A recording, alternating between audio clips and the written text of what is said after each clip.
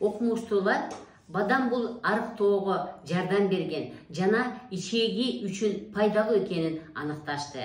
Бадам ден соолукка пайдалуу азык. Бадам бул организм үчүн баалуу болгон витаминдерге жана минералдарга, клетчаткага жана пайдалуу майларга бай азык. Айрыкча жүрөк кан тамыр системасы үчүн пайдалуу болгон моно каныкпаган майлардын негизинен алеин кычкылы булагы болуп саналат. Ошондой эле бадамда Е витамини, магний жана калий көп кездешет. Орточо порциясында 28 граммда болжол менен 7,3 грамм Е витамини, 77 мг магний жана 208 мг калий болот.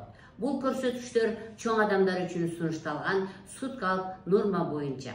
Е витамини 49%, магний 19%дан 24%га чейин, калий 6%дан 7%га чейин түзөт. Мындан тышкары бадамда полифенол деген бир катар биологиялык активдүү кошулмалар бар. Алардын катарына флавоноиддер жана фенолдук кислоталар кирет. Бадамдын кабыгында кездешкен фенолдук кошулмалардын көлөмү түрүнө жараша өзгөрөт. Жана 100 грамм жаңы бадамда 127ден 241 мг чейин гал кычкылы эквиваленти болушу мүмкүн.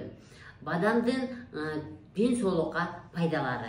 Биринчи, жүрөк кан тамыр системасына пайдалуу. Бадамдагы мономайлар, клетчатка, витаминдер жана антиоксиданттар холестериндин деңгээлин төмөндөтүп, жакшы холестерин функциясын жакшыртып берет. Мындан тышкары кан басым жана кандагы кантты көзөмөлдөөгө жардам берет. Бадам гликемияны көзөмөлдөөгө, кан басымды төмөндөтүүгө жана өнөгөт сезгенүүнү азайтууга жардам берет. Антиоксиданттык таасири айрыкча Е витамининин көп өлчөмү кычкылдануу стрессинин деңгээлин азайтат. Салмакты көзөмөлдөөдө жардам берет. Бадам организмдеги майдын пайыздык көрсөткүчүн жана ич майларын азайтып, тойгон сезимди күчөтөт. Бул салмак көзөмөлүнө көмөктөшөт. Ичеги жана жүрөк байланышы.